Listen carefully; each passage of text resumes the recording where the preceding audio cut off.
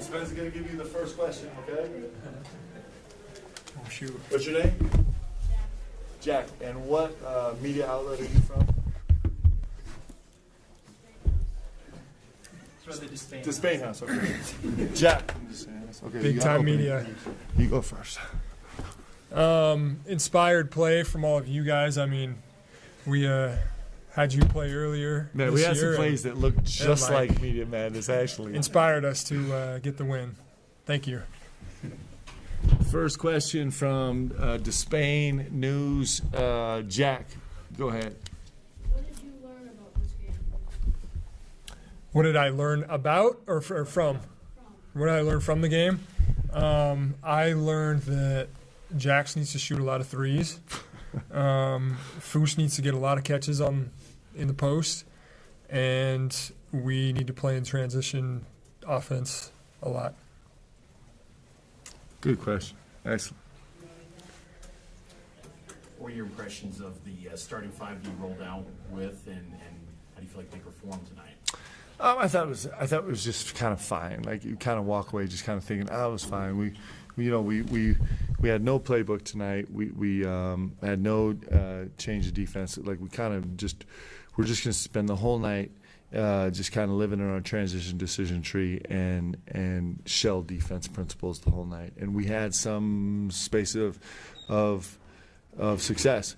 I thought we started the first 5 minutes of the game relatively solid offensively. We felt like us, maybe as much as we did all game long. And then the first 5 minutes of the second half, we were great defensively. Held our opponent scoreless in the first 5 minutes of the second half. So it was just kind of like that. It was some moments that were really positive for us and just a lot of inconsistent stuff. When you say no playbook, you didn't draw up anything tonight? It was just... We didn't call a single play or run a single thing or do anything. It was just kind of transition decision tree stuff. So, and I wish we had executed that a little bit better. We actually have really, like, I think we're in a place where we're pretty confident with what we can do and what we can get offensively, and it was just a little bit of a weird night for us that way. What's the timeline for return on Dawson? Dawson told me that he's going to be good tomorrow. The doctors are saying not quite. So, we'll see. For non-conference? We just don't know yet. I think Dallon's probably a little bit closer than Dawson, but we'll see. Dallon, will you see on Monday night? We're not sure. I would hope to get a few minutes from him on Monday night. We just have to see. He's kind of a day-to-day fix here. So it's how did it feel just to get back in live play? I know you guys practice against each other. What did it feel like just being in the mirror again? I felt really good. Yeah, we've been practicing against each other it feels like forever. And so it feels really good to play under the lights and with people in the stands and just kind of get a feel for it. Coach, first impressions of Valley Khalifa now, how do you feel like you inserted himself in the offense? His number one goal is to get through the game healthy, and he did that. I'm super happy for him. A little bit of a weird setup. We're actually running a ton of offense through him. We just didn't want to show any of it tonight, and so he was put in some positions where we don't normally have him. But I'm grateful we have him, man. He's going to really help us. He's going to have some superstar moments for us this year. Jackson Robinson's already a good shooter. Has he been working on it? Looks like he's been working on the shot more this offseason. Would you agree with that? Yeah, I thought he shot it really, really well today. His range is, he's got really, really extended range, and especially when he gets in a rhythm, he's going to make shots. He can really make shots. He's got so much more to his game that we didn't really see tonight. He's still trying to get back from nursing an injury, so he's only been on the floor for a couple of days here before this. So, but he's going to have to be really good for us this year. We need him.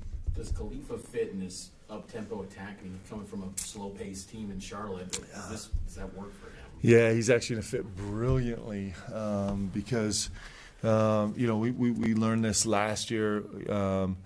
Last year we were trying to race up and down the floor and dim and thrust and all the stuff. And then our very first game against Idaho State, it ended up like a 53-52 game. Idaho State was just spending 5 guys back before they even shot it, and it was just we couldn't get any pace to it. And Ollie is an unbelievable answer for all that. He really is an elite level playmaker. So he's gonna fit really well in that trail position. He's gonna be really good. Is Waterman, Foose, and then Atiki and Kalita how you're going to play your bigs, or is that still interchangeable? Yeah, we'll see. I mean, a lot of it depends on health. A lot of it depends on how guys are playing. A lot of it depends on matchups. I mean, this is a hard team for Atiki and Ali to be in the game together against, with everybody running around. But I wanted it because I want to put those guys out there together as much as I can to challenge them to guard. I think Atiki has a chance to be an elite level defender, but he has to. Part of that progress for him is going to be being comfortable guarding guards, and he can do it. He just needs experience doing it and comfort doing it. He can do it. How big of a leap has Waterman made in training camp and then tonight with 8 boards on the glass? Yeah, I mean Noah. I'm so proud of Noah, man. Like, you talk about a guy who's approaching life. Last year there were times when life was really challenging for him. And right now he's ahead of life. Like, he's ahead of life academically. His goal is to stay 5 days ahead in every single class, which none of you guys ever did and neither of us ever did. But Noah's been doing that now for 2 months, and I'm super proud of him. He's kind of taken that on himself, that's how he wants to roll. And he's bringing great energy to practice. He's kind of learned the pace of what this elite level of college basketball is. He's a guy that's now stepping on the court and his very first possession can be totally dialed in. And there's going to be some slippage and growth, still in getting that onto the playing court in front of fans. But I'm really proud of the jump he's made. 2 more questions. I think Spence did live 5 days ahead in his undergrad days because I heard he's working on his doctorate right now. But Spence is doing real estate right now. It's fake news. Had any students in the next division? Did you promise them dinner or something? I'm telling you what, man, like, I feel bad for everybody that doesn't get a chance to come play at BYU. You think about it, like, and this is probably, you guys know I exaggerate, but this might not be much of an exaggeration. For example, the defunct Pac-12, this is probably more fans and a better gym environment than most of the schools in the old Pac-12 had in a regular season game. And we're just blessed. Like, we're really blessed. We'll never take that for granted.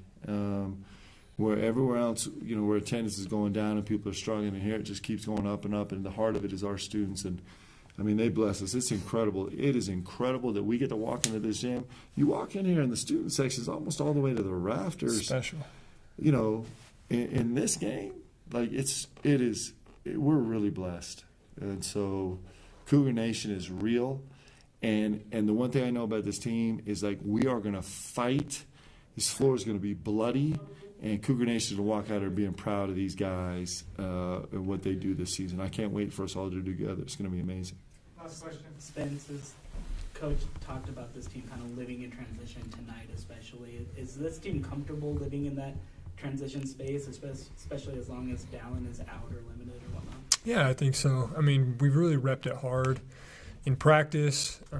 It's been a big focus for us.